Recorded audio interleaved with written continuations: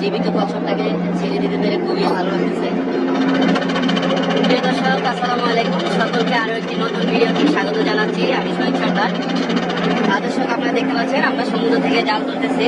এখন ঘড়ির কাঁটায় বিকেল 4টা বাজে।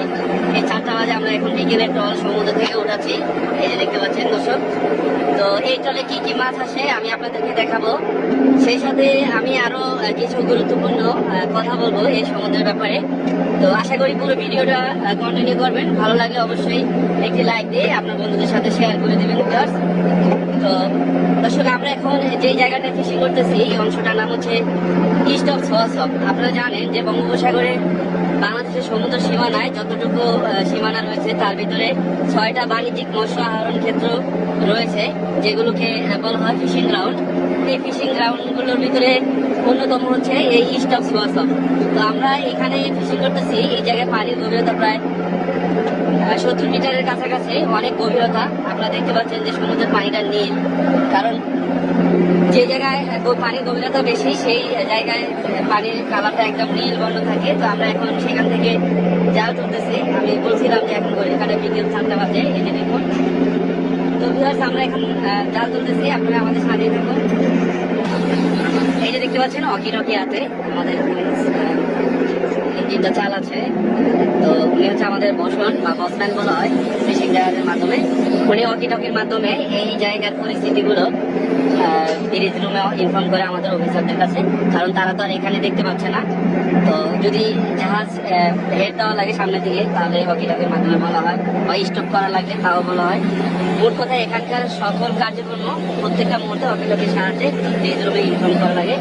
আর এই জাল তোলার কাজে যারা আসে দর্শক, এই যে এখানে পেছনে, তারা এই জাহাজের সব থেকে সিনিয়র স্টাফ বা অভিজ্ঞ নাবিক। তো তারাই মূলত জাল তোলার কাজে বা জাল শুটিং এর কাজে থাকে।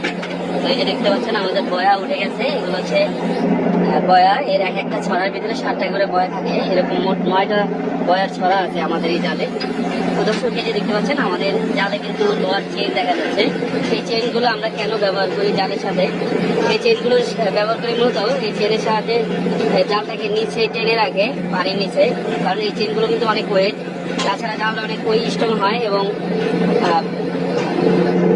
সমুদ্রের তলে একদম মাটির সাথে এই চেনগুলো বেজে আসে। ওইখানে যদি কোনো মাছ টাছ থাকে চেনের সাথে বেজে ওই মাছগুলো উপরের দিকে উঠে যায়, তখন জালের ভিতরে ঢোকে। দর্শক, এই যে দেখুন জালের একদম শেষ প্রান্তে ছোট ছোট অনেকগুলো পাখি, তারা মূলত মাছ খাওয়ার জন্য উড়াউড়ি করতেছে।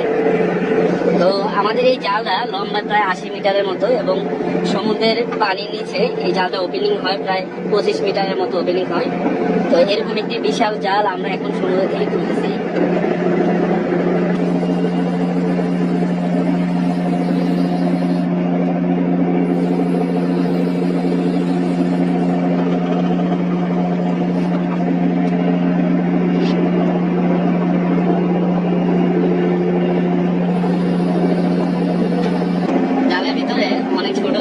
মাছগুলো গেঁথে আছে, এগুলো হচ্ছে ছড়ি মাছ। এই যে দেখুন ছড়ি মাছ, পাইসা মাছ, এরকম ছোট ছোট মাছগুলো গেঁথে আছে।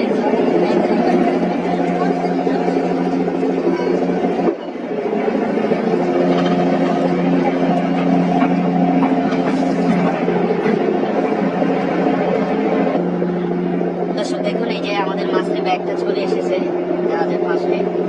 তো একটি রশির সাহায্যে এই মাছের ব্যাগটাকে জাহাজের পাশে আনার পর, মানে সাইডে আনার পর, এখান থেকে এখন এই যে উইংস ইঞ্জিনের সাহায্যে মাছগুলোকে ব্যাগে উঠানো হবে। তো এই ব্যাগের ভিতরে সম্ভবত ছড়ি মাছ, কাটা মাছ, এই ধরনের মাছ হবে। তো আপনারা আমাদের সাথেই থাকুন। ব্যাগটা উঠলে মাছগুলো আপনাদেরকে সম্পূর্ণ দেখাবো।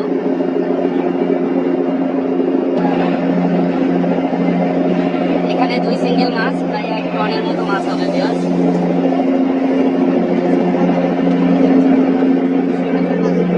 শোল মাছ এই ব্যাগের ভিতরে অনেক বড় বড় মাছও আছে ভিউয়ার্স।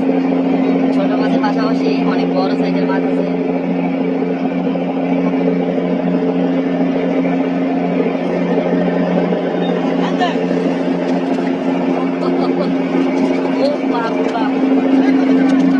একটা কচ্ছপ এসেছে জীবিত। বড় মাছ আমার বাইরে।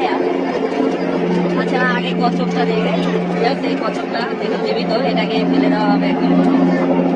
আস্তে আস্তে আস্তে পালায়, আস্তে পালায়। যাই হোক, জীবিত কচ্ছপটাকে ছেড়ে দিতে পেরে খুবই ভালো লাগতেছে।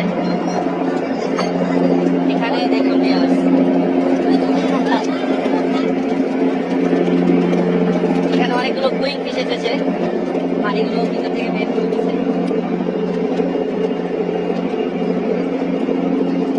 কি অদ্ভুত দেখুন।